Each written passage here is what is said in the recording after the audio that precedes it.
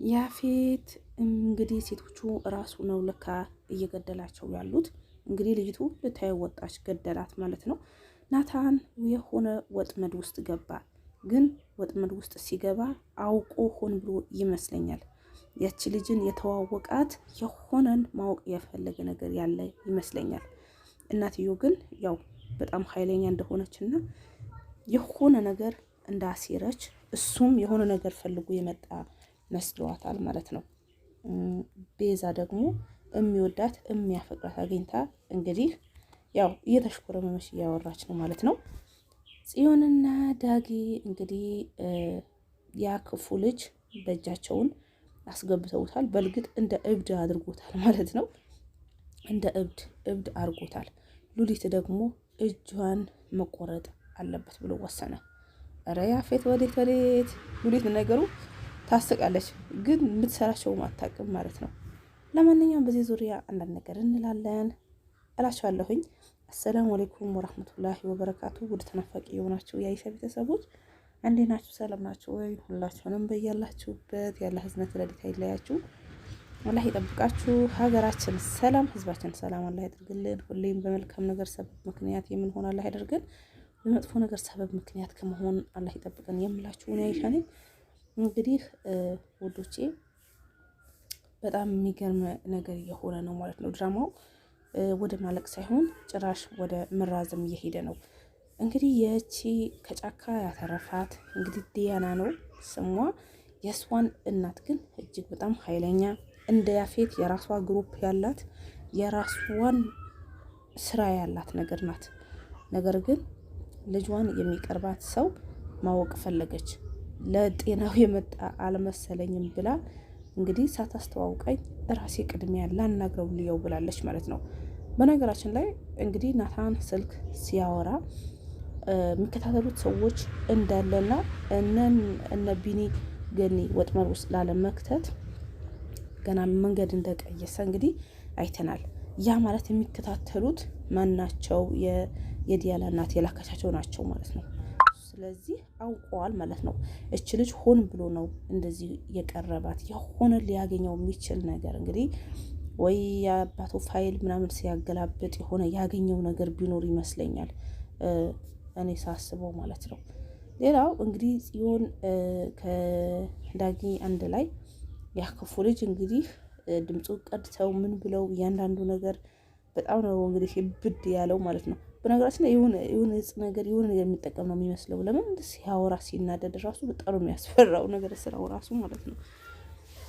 እንደ እብድ ነው ያደረገው ማለት ነው። እና ሉሊት ደግሞ እጇ ትቆረጥ። አሁን አንድ እጇ በሱ ትምህርት ካልሆናት ደግሞ 5 ጣቶቿን ይቆረጣሉ ብለዋል። በጣም ነው የሚገርመው የያፌት ጭካኔ። እኔ ምን ድረስ እንደሆነ እንግዲህ አብራው የምትሰራ ናት። ነገር ግን በሱን ስራ እንግዲህ አብራው የምትሰራው የሆነች በሱ ስራ ግን ከገባች እንደማይተዋት ያም ልጁም ራሱ አሁን ልጁ እንግዲህ እንደፈለገ የሚያሽከረክረው ቢንያምን ብሎታል። አንተ እንደፈለከ ከሱ ተሽከረከርለታለህ፣ ነገር ግን አንድ ስህተት ያገኘ ቀን አንተም ወደ ኋላ አይልም እና ያፌት ጤነኛ አይደለም ማለት ነው። በጣም ያኔ የሚጠቀማቸው ይሄ እጾች ምኖች ራሱ የሚያደርጋቸው ነገር አያውቅም ማለት ነው።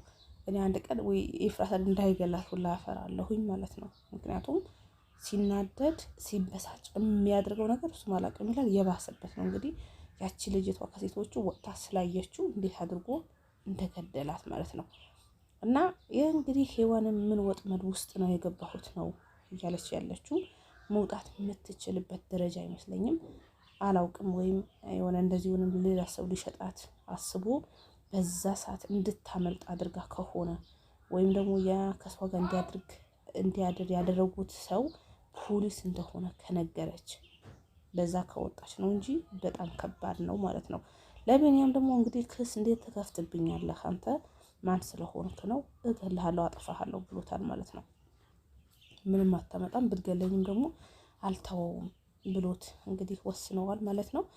እና በጣም ነው እኔ አንድ ምን አጓጓሽ ግን በዚህ ልክ በክፋት በዚህ ልክ በቅናት በመጥፎ ተነሳስቶ በዚህ ልክ ለምንድን ነው ክፋት የሚሰራው? እሱ ምን ቢበደል ነው በልጅነቱ ምን ቢደረግበት ነው ምንስ ቢያደርግ ነው የሚለው ነገር በጣም ነው እንትን ምለው ማለት ነው ያፌት።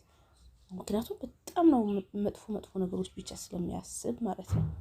እንግዲህ ገኒ ደግሞ ጉልቷን ጀምራ እንግዲህ በራሷን ሀጃ ገብታ እየሰራች ነው ማለት ነው።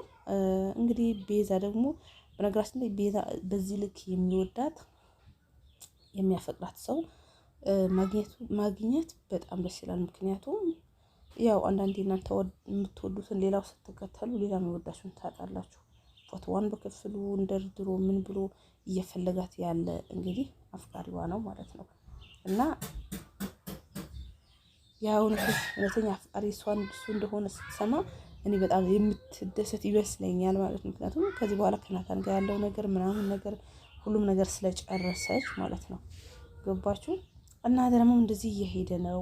ነገር ግን አንድ የምልክት የሚፈጥር ነገር አሁንም ዞሮ ዞሮ እዛው በዛው የተጠላለፈ ነገር መሆኑ ነው ማለት ነው። ያ ማለት የናታን የቀረባትና እንደዚህንም ደግሞ ቤዛን የቀረበ እህትና ወንድም መሆናቸው እና ቤዛና ደግሞ ናታን ደግሞ ከዚህ በፊት ባልና ሚስት መሆናቸው አይ ግርዶ በጣም ነው የሚገርመው ብላችኋለሁኝ። እና እናንተስ እንዴት አያችሁት? ገና እንደ አዲስ ሌላ ውጣ ውረድ፣ ሌላ ፕሮሰስ፣ ሌላ ምን እና እንዴት አያችሁ ትላችኋለሁኝ። ለማንኛውም ያው እንግዲህ ድራማው እንዲህ ይሆን እየሄደ ነው። እስቲ እናንተ ምን እየተማራችሁበት ነው? ከዚህ ነገር ላይ ምን እየወሰዳችሁ ነው? እና ሀሳባችሁ እናንተንም አስፍሩልኝ ማለት ነው።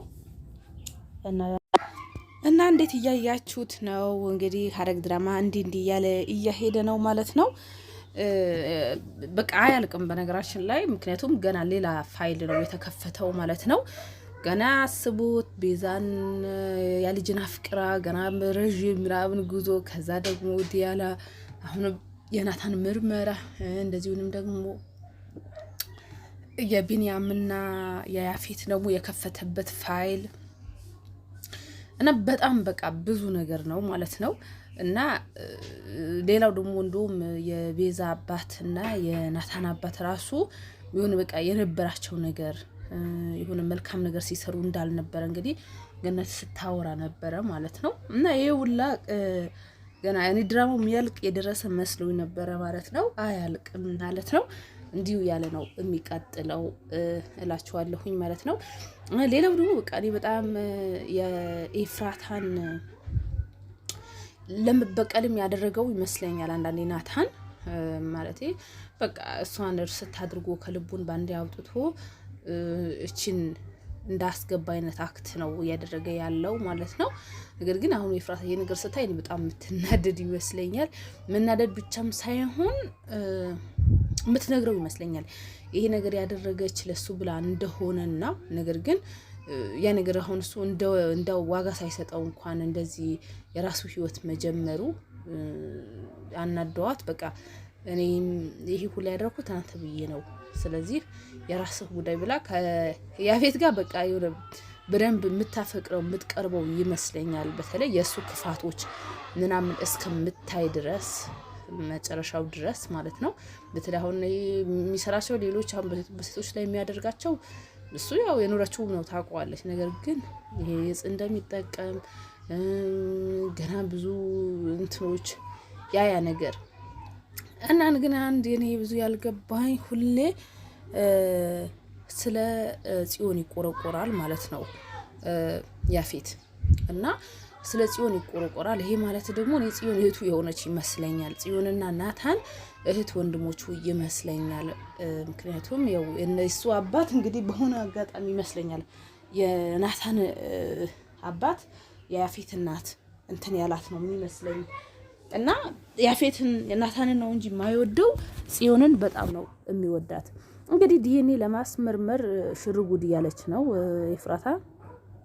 እኔ ደግሞ እሷ የእናትነት ለማወቅ ነው ብላለች፣ ግን አይመስለኝም። እኔ የሚመስለኝ የያፌትና የናታን ልታስመረምር ያቀደች ይመስለኛል። እንግዲህ እስቲ የምናየው ይሆናል። እንግዲህ አጓጊ የሆነ እየሄደ ነው፣ ያው መርዘሙ አይቀርም። እስቲ እናንተንስ ማንን የበለጠ አክቶ የሚመቻችሁ? እናንተስ ከዚህ ምንድን ነው የምትረዱት እላችኋለሁኝ። ሰላማችሁ ይብዛለኝ። ሰላም ሁኑልኝ ሁላችሁም። ሰላም አለይኩም ወራህመቱላሂ ወበረካቱ።